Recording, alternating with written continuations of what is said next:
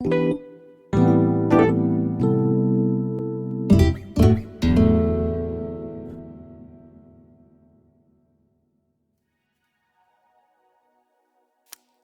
everyone, welcome back. This is the third part of the Fruit People series. And basically we're just going to be rendering up these characters and finishing them off, adding the final touches. And as you can see, I've already jumped into trying to fix some of the things that I was being a bit lazy with earlier on. So with a lot of these, I had kept the sketches fairly loose in terms of like the difficult parts, things which actually require like real sort of anatomy, that can't just be fudged based on the fruit at hand. So you can see a lot of the hands, particularly, and things like the faces I've left till last, because essentially I'm confident in the fact that I can make them look refined and finished, and I was more concerned with the overall read of the fruit. But the dragon fruit that you saw at the beginning, I'm going to go back at some point and I'm going to really start working over those hands, and I'll talk about that when I get there. So with the faces in these, generally, I still wanted to continue the shape language that exists in the rest of the character, and a lot of that is being inspired from elements of the fruit, like seeds or the shapes in the outer shell or whatever it is. And so, in this case, specifically the eyes, I'm trying to mimic that seed shape, and of course, mimicking the same color and texture. It makes a lot of sense because it's like a dark and shiny material. It's sort of what we would expect from like the eyes of a small creature, like a mouse or something.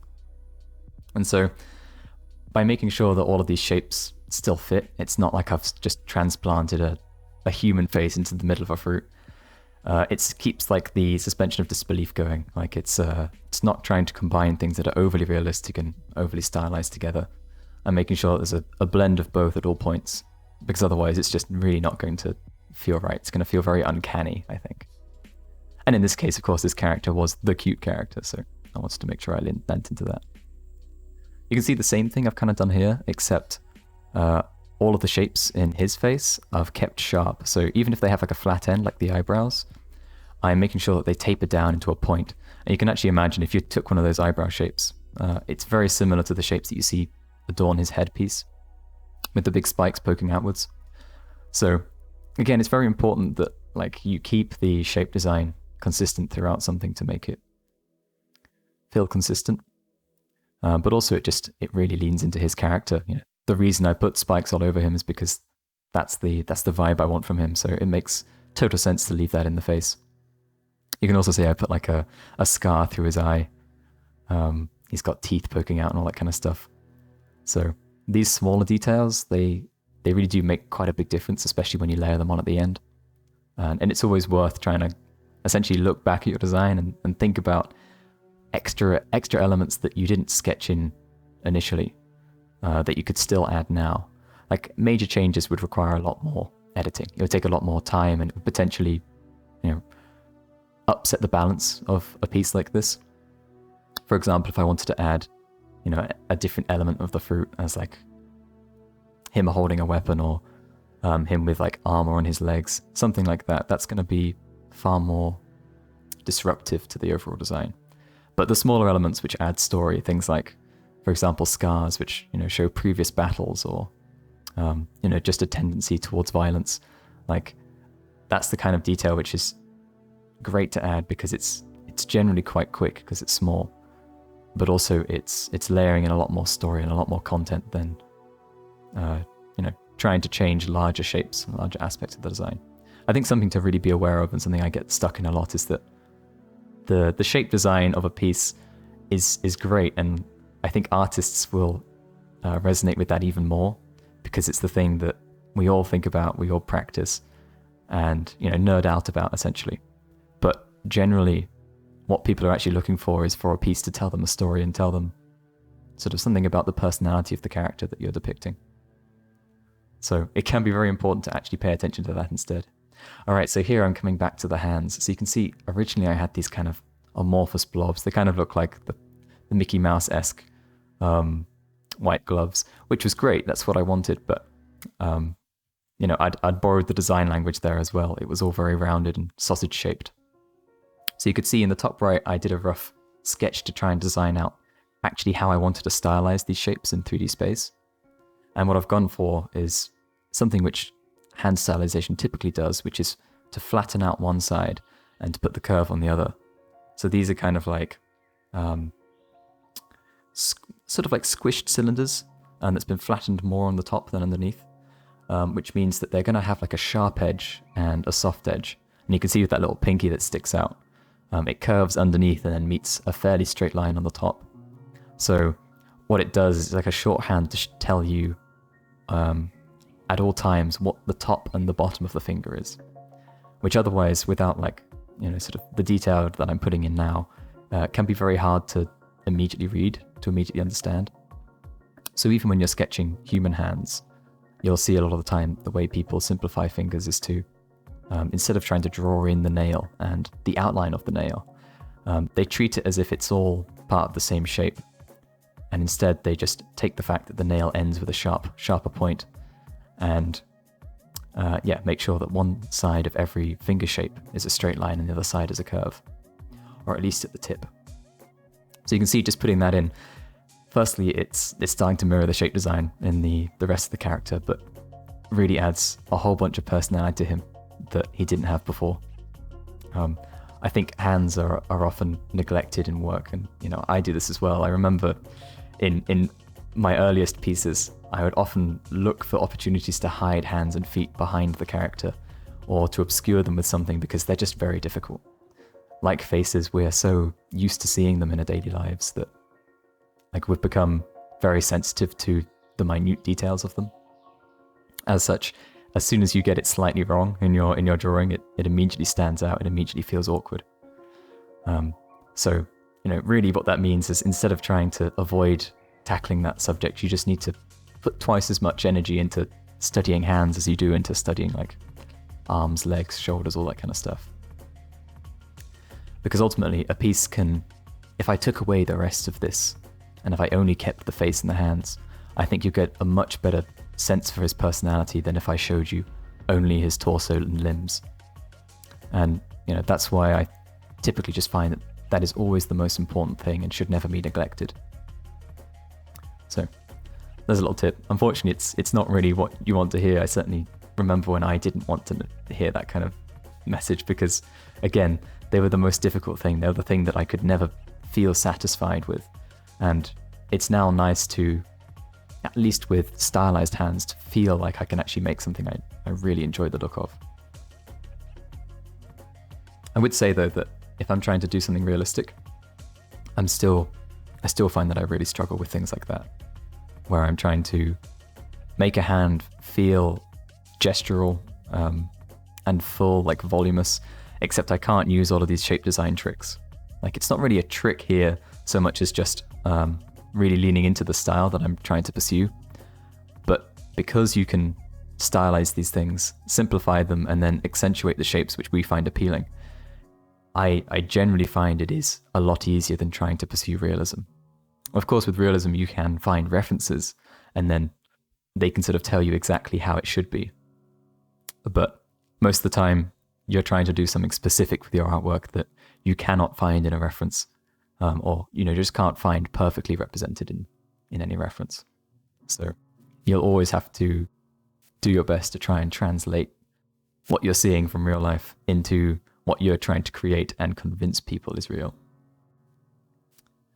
But yeah, I think a lot of the time it is worth understanding how artists use the simpler shapes to essentially convey a gesture that they don't then have to perfectly render out.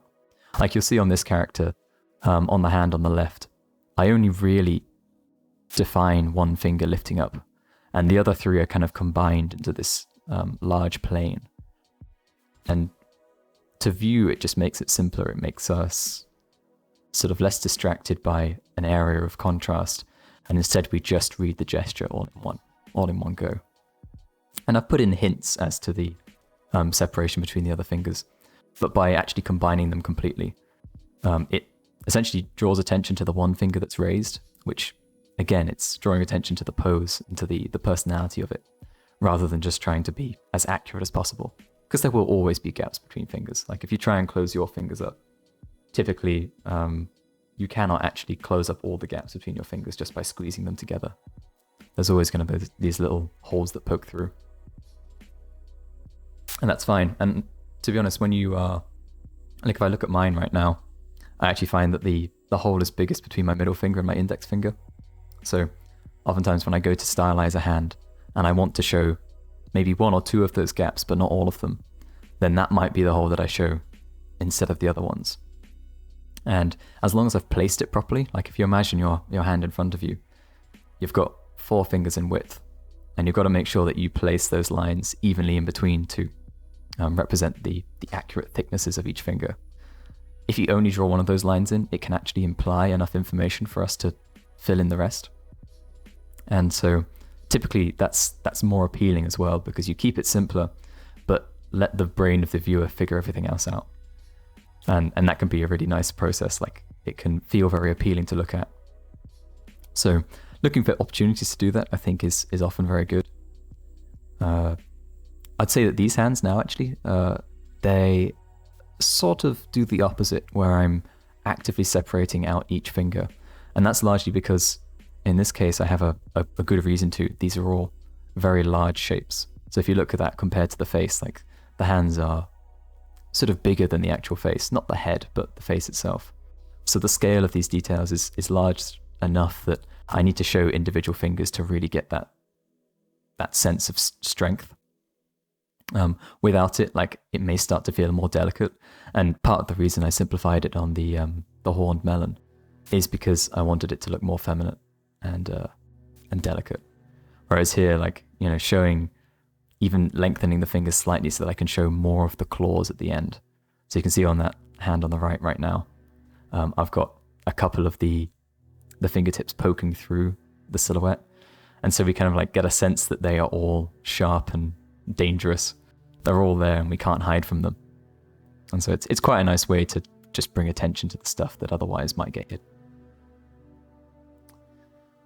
But yeah, I'm putting backgrounds in for these characters as well, and you can see most of the time I'm just going for a deep, less saturated but still quite strong complementary color. So the strong contrast between his bright yellowy orange and the purple in the back, I felt was a perfect way to present him as a character, because he's kind of this like big, obnoxious,